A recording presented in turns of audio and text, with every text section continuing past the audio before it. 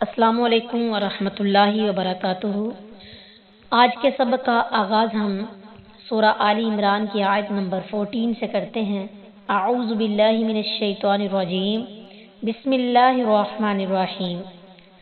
زینا خوشنما کر دی گئی، للناسی لوگوں کے لیے، حب الشہواتی محبت مرغوب چیزوں کی، من النساء عورتوں سے، والبنینا اور بیٹے، والقناطیر اور ڈھیر، مقنطراتی جمع کیے ہوئے، من الذہب سونے کے، والفضتی اور چاندی کے، والخیل اور گھوڑے، مسومتی نشان زدہ، والانعام اور مویشی، والحرثی اور کھیتی، ذالک یہ، متاع ساز و سامان ہے، حیات الدنیا دنیا کی زندگی کا، واللہ اور اللہ تعالی، عندہ اس کے پاس، حسن المآب اچھا ہے ٹھکانہ۔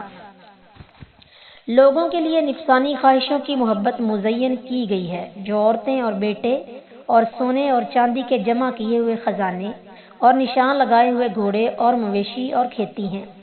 یہ دنیا کی زندگی کا سامان ہے اور اللہ ہی ہے جس کے پاس اچھا ٹھکانہ ہے۔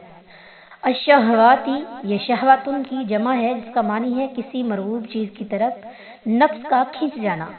یہاں الشہواتی سے مراد وہ چیزیں ہیں جو طبیعت کو مرغوب ہیں، یعنی مصدر بمعنی اسم مفعول، مشتہیاتن ہے، اور من النساء میں من بیانیہ ہے، یعنی وہ چیزیں یہ ہیں۔ القناطیری کا واحد قنطار ہے۔ اس کی مقدار میں مختلف اقوال ہے، مگر سب کا حاصل یہ ہے کہ مال کثیر کو قنطار کہا جاتا ہے۔ ہماری زبان میں اس کا ترجمہ خزانے ہو سکتا ہے۔ متاع اس سامان کو کہا جاتا ہے جس سے فائدہ حاصل کیا جائے۔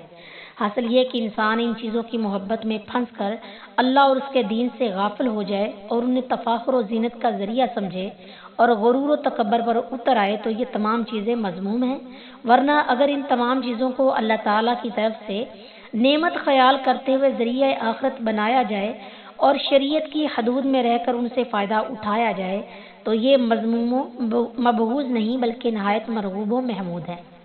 اصل چیز نیت اور عمل ہے، اس لیے حدیث میں ایک طرف تو رسول اللہ صلی اللہ علیہ وسلم کا ارشاد یہ ہے، میرے بعد مردوں کے لیے کوئی فتنہ عورتوں سے بڑھ کر نقصان دہ نہیں، اور دوسری طرف آپ صلی اللہ علیہ وسلم نے یہ فرمایا، دنیا متاع یعنی فائدہ اٹھانے کا سامان ہے اور اس کی بہترین متاع نیک عورت ہے۔ یہ مسلم کی روایت ہے۔ اور یہ بھی فرمایا، دنیا میں سے عورت اور خوشبو میرے لیے پسندیدہ بنا دی گئی ہے۔ یہ نسائی کی روایت ہے۔ آیت کے آخر میں ان کو دنیاوی زندگی کا سامان قرار دے کر دنیاوی زندگی سے بے رغبتی اور آخرت میں رغبت پر زور دیا ہے۔ والخیلی یہ اس میں جمع ہے، گویا لام سے مشتق ہے جس کا معنی تکبر ہے، گویا گھوڑے کی چال میں ایک طرح کا تکبر پایا جاتا ہے۔ المسومتی یہ سیما یا سیمیاؤ سے مشتق ہو تو نشان لگائے ہوئے، اور سومن سے مشتق ہو تو چرنے کے لیے چھوڑے ہوئے گھوڑے۔ الانعامی یہ نعمن کی جمع ہے، اونٹ، گائے، بکریاں وغیرہ، اور اکثر اونٹوں پر بولا جاتا ہے۔ قل کہہ دیں، اعنبئکم کیا میں تمہیں بتاؤں، بخیر بہتر، من ذالکم اس سے، للذین ان لوگوں کے لیے جو نتقوا پرہیزگار ہیں، عند نزدیک، ربہم اپنے رب کے، جنات باغات ہیں، تجری جاری ہیں، من تحتها الانہار اس کے نیچے سے نہریں، خالدین ہمیشہ رہیں گے، فیہا اس میں، وازواج اور بیویاں ہوں گی، مطہرۃ پاکیزہ، ورضوان اور خوشنودی، من اللہ اللہ سے، واللہ اور اللہ تعالی، بصیر دیکھنے والا ہے، بالعباد بندوں کو۔ کہہ دے کیا میں تمہیں اس سے بہتر چیز بتاؤں، جو لوگ متقی بنے ان کے لیے ان کے رب کے پاس باغات ہیں جن کے نیچے سے نہریں بہتی ہیں، ان میں ہمیشہ رہنے والے ہیں، اور نہایت پاک صاف بیویاں، اور اللہ کی جانب سے عظیم خوشنودی ہے، اور اللہ بندوں کو خوب دیکھنے والا ہے۔ دیکھیے سورہ بقرہ کی آیت نمبر 25 کی تفسیر۔ اس آیت میں مذکور لفظ رضوان یعنی رضیہ یا رضی ناقص وائی سے مصدر ہے، اس کا مصدر رضن بھی آتا ہے۔ مگر رضوان میں حروف زیادہ ہونے اور تنوین برائے تعظیم ہونے کی وجہ سے ترجمہ عظیم خوشنودی کیا گیا ہے۔ حقیقت یہ ہے کہ یہ نعمت جنت کی تمام نعمتوں سے اعلیٰ ہے۔ اللہ نے فرمایا وَرِضْوَانٌ مِّنَ اللَّهِ أَكْبَرُ، سورہ توبہ آیت نمبر 82، اور اللہ کی طرف سے تھوڑی سی خوشنودی سب سے بڑی ہے۔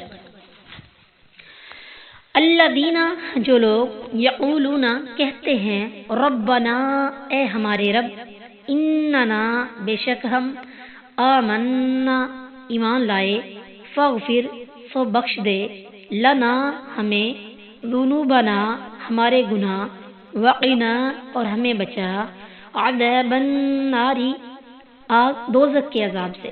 جو کہتے ہیں اے ہمارے رب، بے شک ہم ایمان لے آئے، سو ہمیں ہمارے گناہ بخش دے اور ہمیں آگ کے عذاب سے بچا۔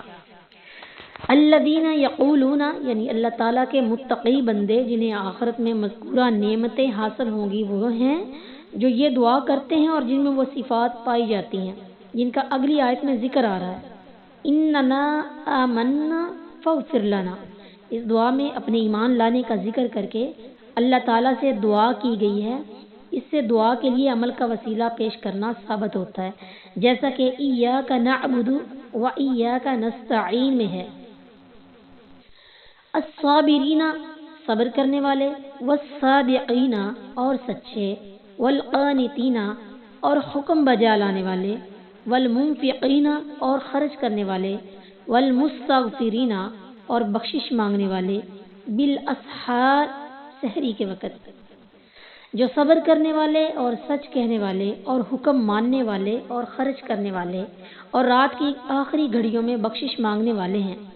الصابرین، نیکی کرنے پر، گناہ سے بچنے پر، مصیبتیں آنے پر صبر کرنے والے۔ صبر کی یہ 3 قسمیں ہیں۔ والصادقین، نیت، قول اور فعل میں سچے۔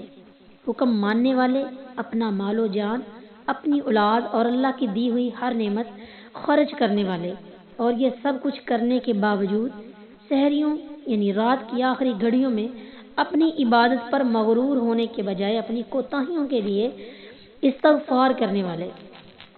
اس آیت سے خاص طور پر سحری یعنی پچھلی رات کے وقت استغفار کی فضیلت معلوم ہوتی ہے، جیسا کہ زاریات میں ہے آیت نمبر 15 تا 18۔